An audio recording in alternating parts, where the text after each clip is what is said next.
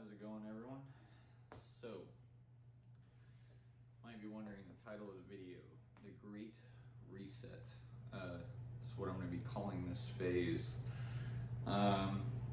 So pretty much what this video is about. So it has been a year, and then I've been busy, and then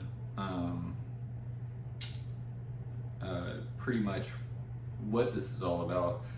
So you can see behind me, this is pretty much every single set, and yes, these are the big monster cases that hold 8,000 cards, and then I still have all my sealed product, but I keep running into time constraints when it comes to, playing, getting all the experience I need, and then even on weekends trying to play. Most of those times are, when I work in my personal life, is when I'm at work. And then the time I'm not there, then I'm always trying to find deals, invest. I still plan on investing. When I first started the channel, I did want to try to force content once every week. So if I had nothing to talk about, then I would just do a box opening video or something like that. But it is getting to the point, especially with Tails, what happened with Tails, how the price dropped and everything. So I am good on Tails, but when it first started off, boxes are going for 180. It was 180 to 200, and then they drop all the way to 100. Well, I open the boxes for the cards I need, leave some sealed for the future, and then prices erode. But I did take advantage of that. I have been buying a lot of Tails first sealed, and then dollar cost averaging. So that's pretty much good. Monarch is still falling a little bit, but I got pretty low prices on Monarch. I may add a few more. And then for the next set, I do plan on getting 10 cases, but I'm probably not going to open any of them since I'm not playing anymore. It's just going to be a pure investment. If you haven't been following Pips Collectibles Games on Facebook, we did get our CGC books back, and the big highlights, which I'll show here. So our big highlights that came back from that grading. So we got a first appearance of Vim, which I got a weird angle on my light right now, so it's facing down. But we got a 9.6 Amazing Spider-Man 300. Most important part, it is a newsstand variant. So it was very good. It was a very good buy. Probably my best purchase ever in the history of buying raws will be this one. So this is a Malibu Sun 13 Error. What do you mean error? So the back is inverted. And this is in a 9.6. There are two 9.8s, and there were 4. Now there are only 5 9.6s. So this is an extremely rare book. And when I purchased it, I honestly thought it was going to be in the 9s, which was about the price I paid for it. But it came back a 9.6, which makes up. And on the same note, just like with cards, everything else, because you always got to be careful buying raw. We did get scammed, and maybe the person didn't know, but when we sent it out for grading, so first appearance of Spider-Gwen. Notice the purple label up here. I mean, somebody took a marker and marked the cover to make it look cleaner. And not only is it a purple, it's an 8.5. So we really overpaid for this book. And then on top of that, plus grading costs, we took a big loss. So this is the disappointing side that people don't talk about when trying to grade comics and hit comics and everything like that. Like usually, like the Malibu 13 honestly just makes up everything. But it's just an example with that. Like more than likely I'm just going to use it as wall art. I don't plan on breaking it and trying to sell it to somebody or anything like that. If I do sell it, I'm probably going to sell it in that slab. And everybody knows, you know, the purple grade, you know, maybe that book is maybe $50. I don't even think you can get 50 for it. And I paid a lot more than that. But that's just life. That is how it is, right? So the Great Reset. So why am I calling it a Great Reset? So pretty much, if you've been watching the videos, pretty much, I want to say since October, you know, kind of see where I'm starting to struggle with like time management and everything. And then on top of that, since I've started, so I actually started back in 2018, a little before that, as far as like going to collections and, you know, buying sets, and holding on to investments. And we're nearing 2022 now. Last year I planned on starting the YouTube channel just so I can like guide my progress going through. So I did an inventory report, and going through that inventory, even with a down market, I'm on a pretty good little nest egg, especially in Flesh and Blood. So Flesh and Blood, as we go over, you know, we got a case of first edition Alpha, case of first edition Arcane Rising, we got a case of first edition Crew. Well, we have 4 single boxes of first edition Crew. Still plan on picking up a sealed case at some point. And then for the Unlimited WTR, I think I got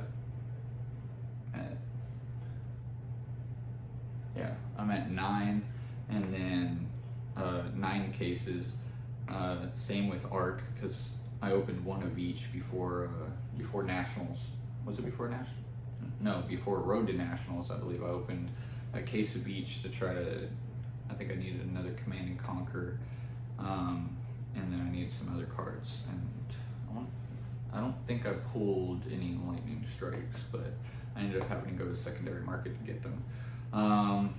And then, what else? As far as tails go, I do have some Unlimited. I probably should have waited to buy the Unlimited, to be honest. And then I went super heavy as soon as prices tanked and I noticed it, and everybody was focused on Crew Unlimited going out of print and everything else. I went straight to tails, and I was like, I can buy these for the same price, like $10 more than an Unlimited. I'm gonna take the cold foil. All right, so I went really heavy into tails. And then as far as Monarch goes, I think I have a position of about 5 cases right now, and I'm still planning on building on that. And then in February, I plan on going for 10 cases. I don't know if we're gonna have the price swing like we had. I think the market is changing. I've noticed Pokemon going down. Now, as far as not posting all the time, I will be still operating Pips Collectibles and games as far as selling goes. So if you're worried that like if you buy Pokemon from me and you're like, oh no, I gotta find somewhere else to buy Pokemon, like I'm still gonna sell Pokemon. I sell it extremely cheap. My whole thing is about getting cards to people. So honestly, I make like maybe $3 a box. Even my premium collections, like I think currently right now, last time I seen them, market value was like $350 after taxes and shipping. If you got that, you're probably looking into like the $380 to like $400 range. And I think I was selling mine for like $205, right? Like between like everything you pay from the distributor and everything else, like I'm only making like $3. It's $3 to $5. So with the market tanking, I think a lot of other stores are either gonna rush and they'll probably actually match my prices. So like other people might be like, hey, this guy's like 15 cents cheaper than you. I'm like, hey, do your thing. But I'm still gonna run and operate that as we go, so I can keep building that account, and then hopefully one day I can actually carry Flesh and Blood. But until then, I can just do my personal stuff. But as far as like trying to keep everything on YouTube, I think I'm gonna start backing away from that. And then the other reason why it's called the Great Reset, so what got me started a long time ago was I set certain goals in place, and starting to realize like I ran out of goals, right? So that's pretty bad. So that's the other reason why like where it's get its name, the Great Reset. So I'm establishing a lot more goals that I need to do, some things I need to take care of, other things I want to focus on, as well as I want to venture out on different investments and things like that.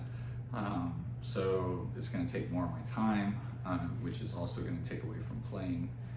So unfortunately, hopefully there'll be a day where I'll be able to play, and then I don't have to worry about like what I'm doing or anything like that. But the chase with the investments and everything like that, like honestly, it's kind of weird, but for some reason I feel like I get more of a grind mentality that way. Like trust me, I enjoy it all, especially box opening. You pull your cold foils, stuff like that, or even playing and seeing how like different combos work out. Or if you have like a draw combo and you draw that card you need, like it just feels great. So I'm still going to be watching Flesh and Blood. I'm still going to be keeping an eye on it. I'm still going to be watching the news and what decks are doing what, and I'm still going to be watching the live streams. But as far as playing, I'm probably going to step back just a little bit on that, which really sucks. So, because before I only had like one day to play, and then it was like with work and then investments and then doing my shipping and everything else. And then I'm like, man, I really understand. I really understand why like Rudy doesn't play. Like it's a lot of work. So there's a lot more behind the scenes than just throwing a box in a closet and sitting around. So especially whenever you're playing, because then you got to organize, get everything ready. You got to be looking at deck techs and what people are using, and make a decision from there. So that's pretty much it. So hopefully I'll be still doing videos time to time. Like I'm still curious about the new set. I may even just open it just for fun. I still have, I think I have what's called the Penthouse that's still sealed up. So that could, if I arrange it properly, I could probably get like 10 more sets. Well, no, not 10. I could probably get like 4, maybe 4 sets out of that, but I wouldn't be opening as many boxes as I did before. So we will see how it goes. And I've tried shooting this video like multiple times and I never get it uploaded. Hopefully this one goes through. If there is any questions, I'll still answer them. And then Pips Collectibles Games on Facebook, you can always reach me there. But until the next time, I'll see you later.